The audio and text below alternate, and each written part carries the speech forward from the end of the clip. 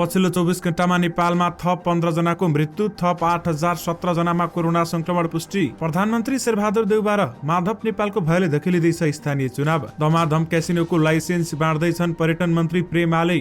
Dollar कारोबारी दिनेशको बयान, 10 लाख नेपालीले अनलाइन जुवा खेल्छन्। चीनले भन्यो केरुङ काठमाडौँ रेलमार्गको अध्ययन सक्न थप 42 महिना लाग्छ।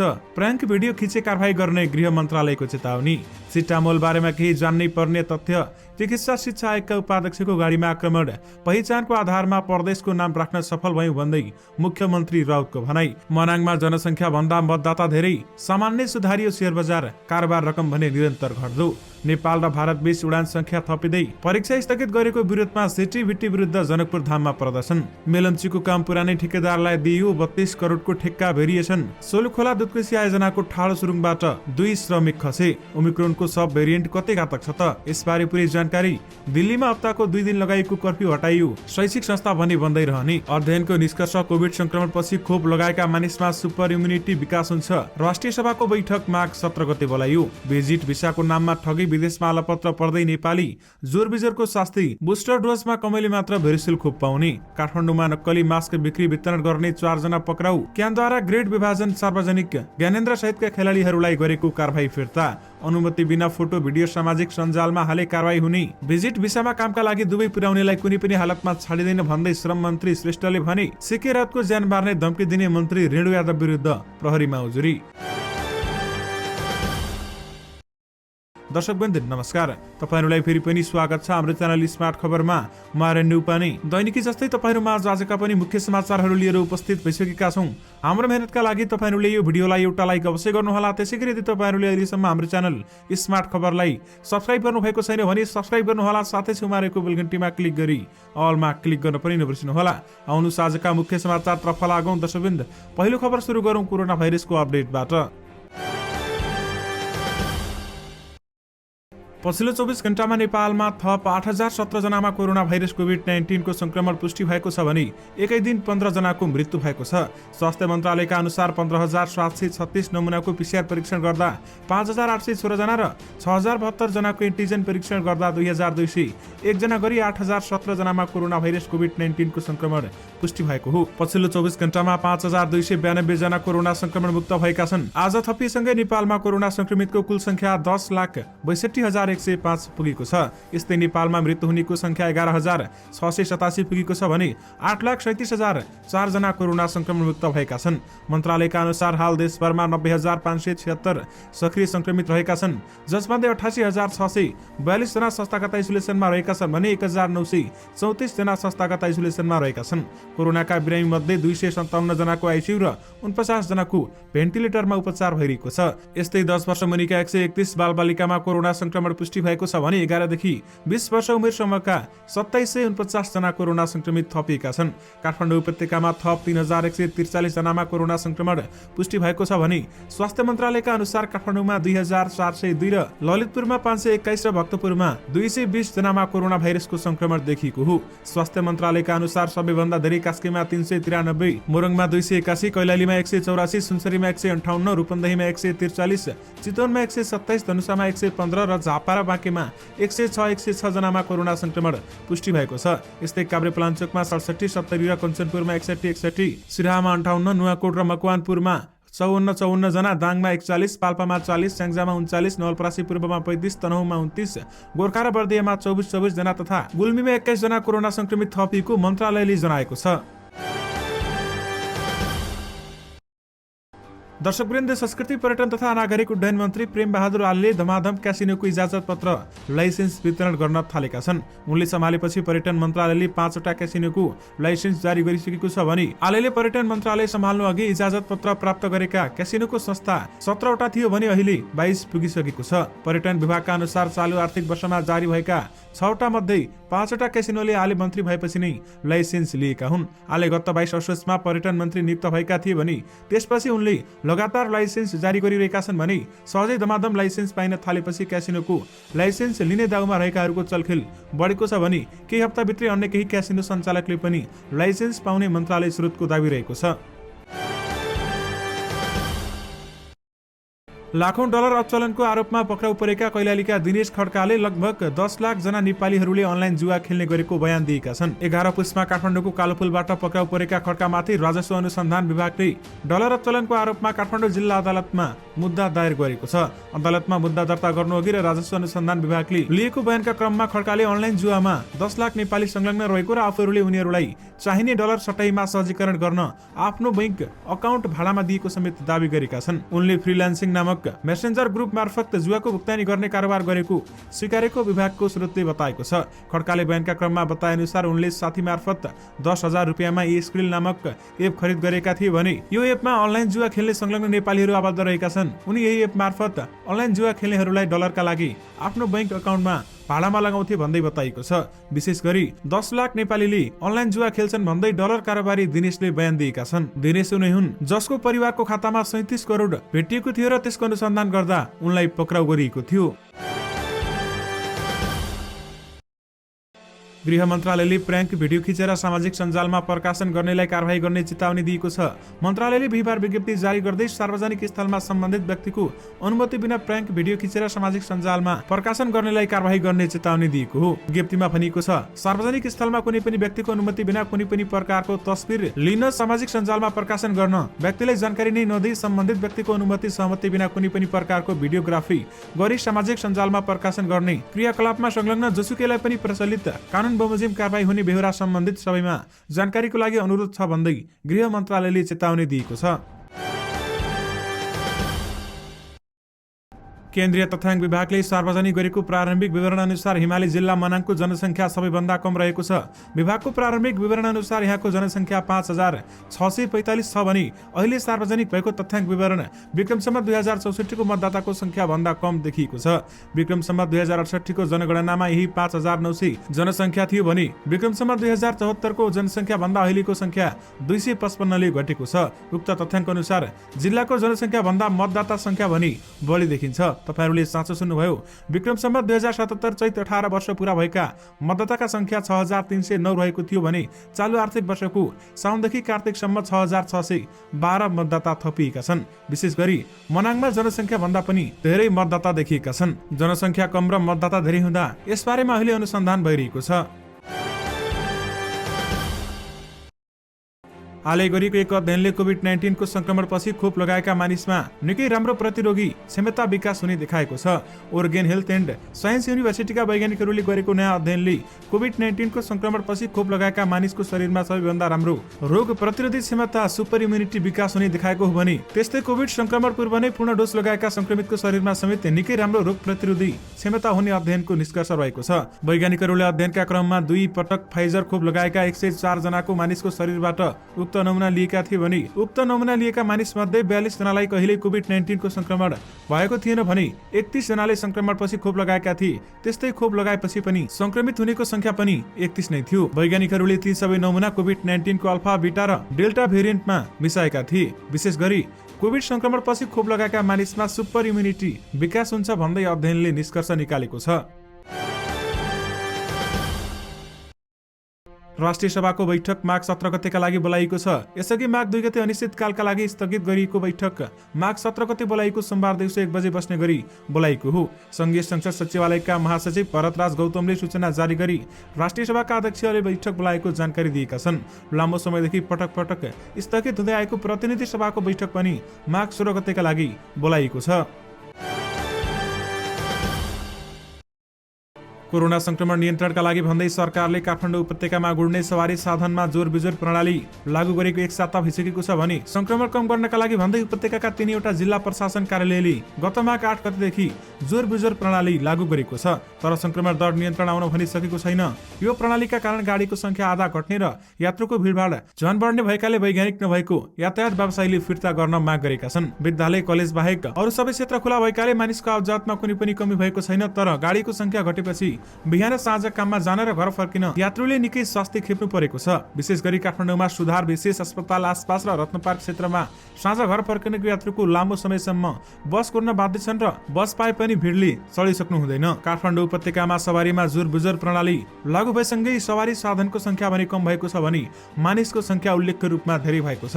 त्यसकारण सार्वजनिक सवारीमा मानिसहरूको भिड पहिलेको भन्दा धेरै देखिन थालेको छ। यसबारेमा नेपाल सरकारले पक्कै पनि अर्को निर्णय लिनै पर्ने हुन्छ, नत्र भने मानिसहरूको भिडभाडले गर्दा कोरोना संक्रमण झन् फैलिने सम्भावना बढ्छ। नेपाल प्रहरीले विदेशी मास्कको नक्कल गरी कम गुणस्तरको मास्क बनाएर बिक्री गर्ने गरेको तथ्य फेला पारेको छ।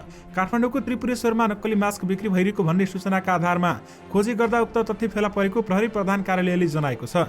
त्रिपुरेश्वरमा रहेको महालक्ष्मी इस्टर्न इन्टरप्राइजेस प्राली र अनेस्ट सप्लायर्सले अमेरिकी ब्रान्डको 3 एटम मास्कको नक्कल गरी उस्तै देखिने कम गुणस्तरको मास्क बिक्री गरेको पाइएको हो भने यसरी बिक्रीमा संलग्न 4 जनालाई 6114 थान 3M मास्क सहित पक्राउ गरिएको छ। महानगरी प्रहरी परिसरका अनुसार महालक्ष्मी इस्टर्न इन्टरप्राइजेसबाट 4194 थान र अनेस्ट सप्लायर्सबाट 1920 थान नक्कली 3 एटम मास्क प्रहरीले बरामद गरेको छ।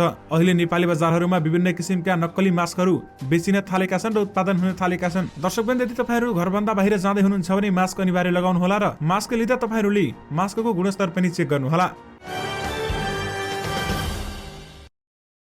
श्रम मन्त्री कृष्ण कुमार श्रेष्ठले भिजिट भिसामा दुवै पुर्याएको भए नेपाल फर्काउन वा रोजगारीको व्यवस्था गर्न चेतावनी दिएका छन्। बिहीबार मन्त्रालयमा भिजिट भिसामा दुवै पुगेर दुःख पाएका युवाहरूसँगको छलफलका क्रममा उनले भिजिट भिसामा कामका लागि दुवै पुर्याउनेहरूलाई कुनै पनि हालतमा नछाड्ने स्पष्ट पारेका छन्। उनले वैदेशिक रोजगारमा जाँदा भिजिट भिसाको प्रयोग नगर्न समेत आग्रह गरी भिजिट भिसामा दुवै पुर्याउने गरेका विषयमा मन्त्रालय गम्भीर भएको भन्दै उनले यसलाई नियन्त्रण र अनुसन्धान गर्न सरकार गम्भीर भएर लागेको पनि बताएका छन्। भिजिट भिसा मार्फत दुवै लगायतका श्रम गन्तव्य मुलुकहरूमा पुगेर पीडित भएका सम्बोधन गर्न मार्शल टिम गठन भएको उनले जानकारी दिएका छन्। उनले मन्त्रालयले आगामी आइतबारदेखि 24 घण्टा फोन उठ्ने गरी गुनासो सुन्ने कक्ष स्थापना गर्न लागेको समेत बताएका छन्। दुःख पाएका नेपालीहरूको गुनासोका आधारमा दलालहरूलाई कारबाही गर्ने उनले स्पष्ट पारेका छन्। विशेष गरी भिजिट भिसामा कामका लागि दुवै पुर्याउनेहरूलाई कुनै पनि हालतमा छाडिँदैन भन्दै श्रम मन्त्री श्रेष्ठले भनेका छन्।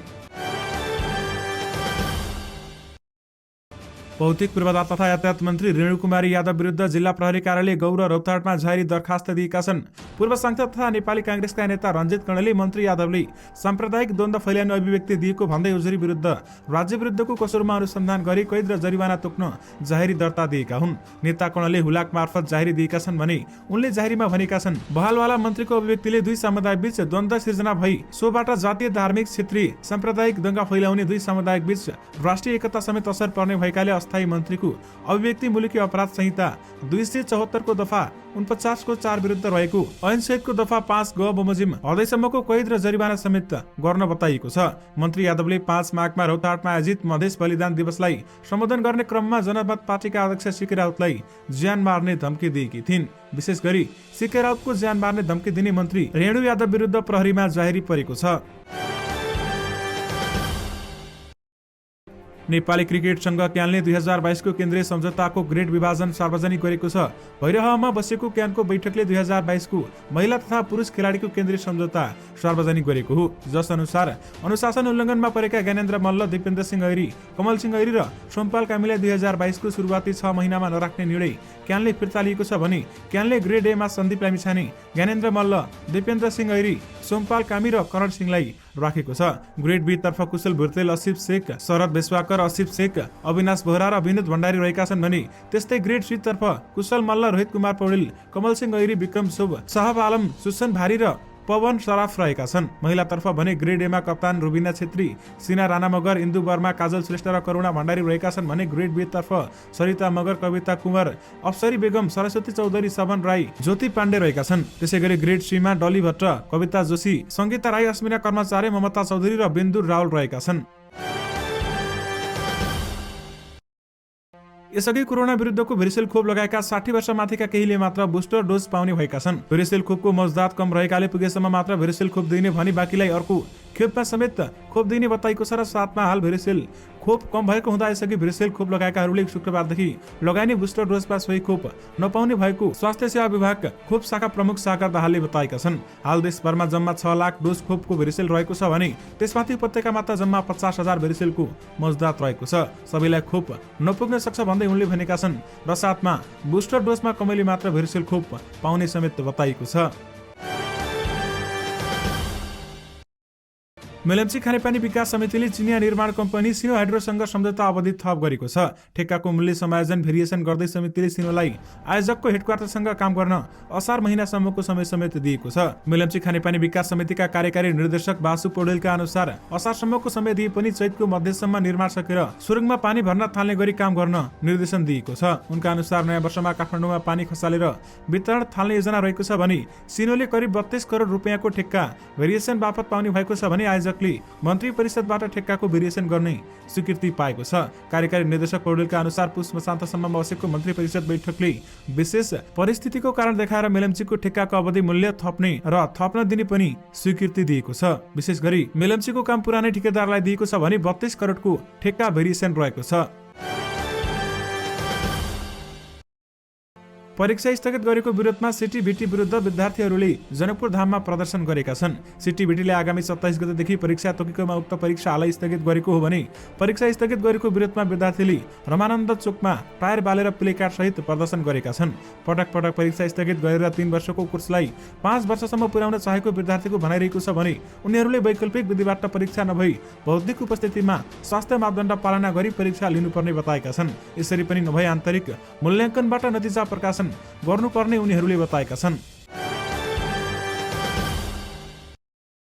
नेपाल र भारतबीच उडान संख्या थप हुने भएको छ। अहिले नेपाली एयरलाइन्स र एयर इन्डियाले हरेक दिन एक उडान काठमाडौँ दिल्ली र दिल्ली काठमाडौँ दिल्ली रुटमा चलिरहेका छन्। मुलुकबीच सातामा 56 उडान हुने पुर्याउने र मुलुकका एयरलाइन्सहरूले बराबरी संख्यामा उडान गर्ने सहमति जुटेसँगै उडान संख्या थप हुन लागेको छ।